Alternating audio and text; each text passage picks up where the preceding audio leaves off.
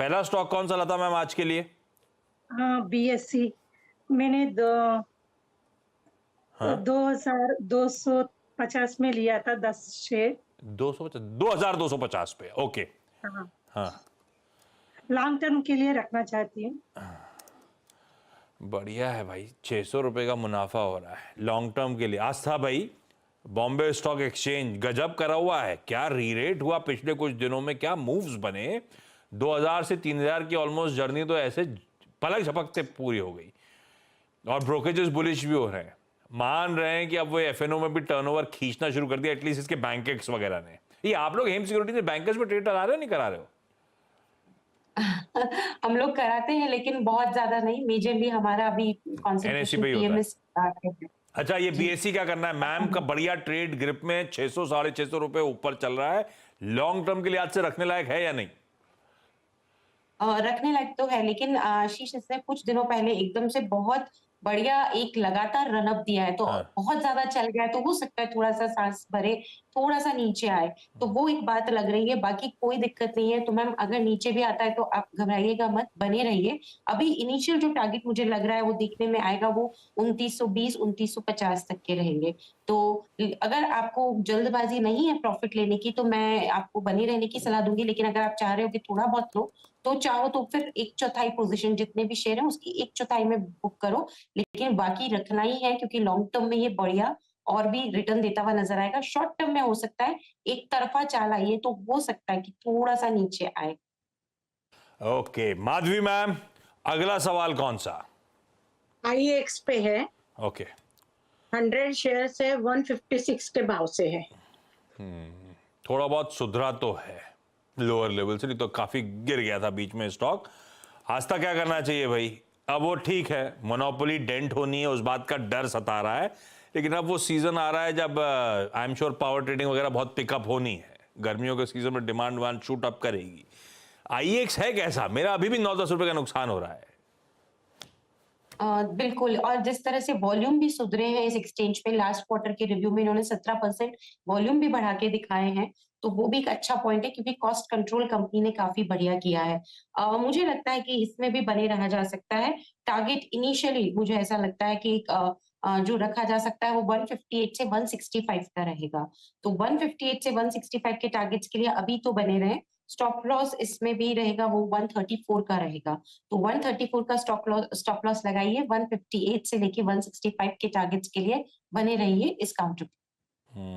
ये पूर्णिमा ma'am, Tata steel अच्छी company थी, अच्छा पेरेंटेज था, हस्बैंड ने पूरी लाइफ एसबीआई में बिताई, वो पसंद नहीं आता आप लोग को? एसबीआई बहुत स्लो चलता है सर, हमको थोड़ा गति वाला पसंद है।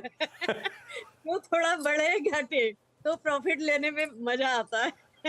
पर एसबीआई अब कहाँ स्लो है, आजकल तो छाया हुआ है। हाँ, मेरे हस्बैंड एसबीआई में लगाए हैं। लगाए हैं? लगाए हैं, वो स्टेट बैंक खरीद के रखे हैं, पर हमको उतना पसंद नहीं है।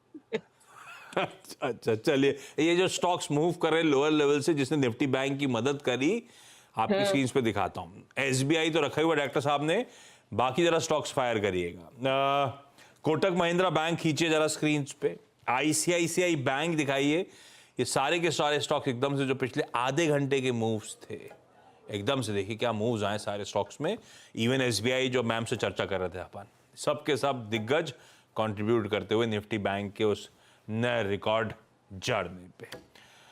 खैर, हर टिक के साथ भारतीय बाजार और मजबूत होते हुए 625 पे अब निफ्टी आके खड़ा हुआ है 675 पॉइंट्स पे। ये देखिए 22,675 के जोन्स, बढ़िया ट्रेंडिंग डे बनता ही चले जा रहा है। लता मैम, अगला सवाल। ग्लोबल स्पिरिट्स 50 शेयर लिया था 900 के भाव में। और ग्लोबल स्पिरिट्स क्यों लिया था, मतलब कहां से आइडिया आया? मतलब ऐसा ही, मेरा भाई ने लिया था, मैंने भी ले लिया था वैसा। अच्छा, भाई ने रिकमेंड किया था। क्या कह रहे हैं भाई, क्या कह रहे हैं? 100 रुपए नीचे आ गया है, पेशेंट बैठो या निकाल दो, क्या बोल रहे हैं वो?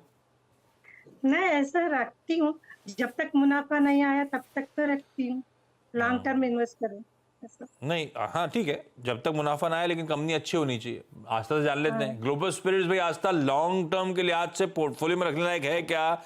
आपने लक को चैलेंज टेस्ट करूं क्या? 90-100 रुपए मेरी बाइंग से नीचे चल रहा है, मैं आमतौर पे ऐसे निकालती नहीं हूं, रखे रहूं क्या?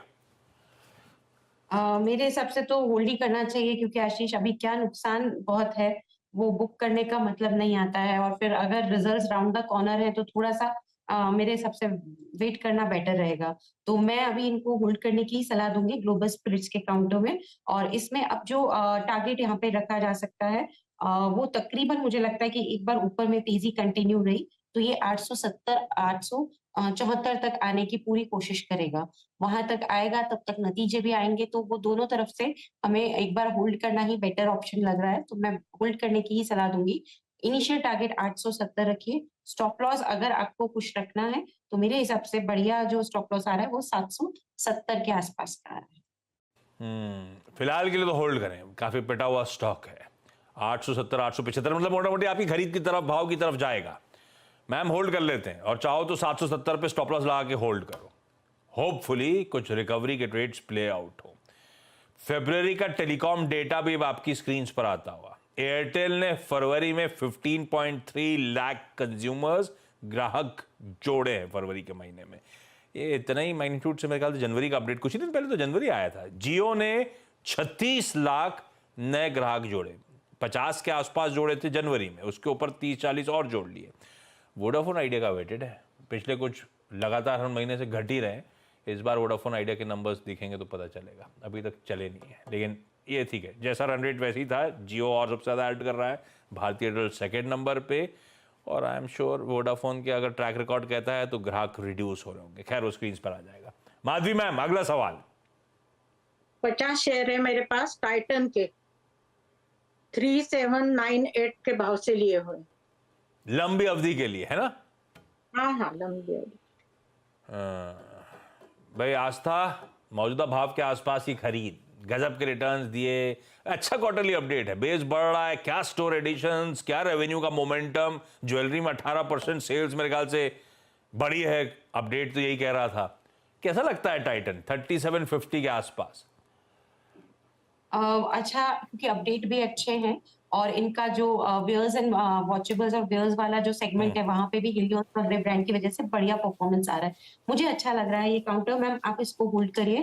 अभी इसमें लॉन्ग टर्म टारगेट तो 4000 के अबव के हैं, तो वहां तक भी जाने की ये कोशिश कर सकता है।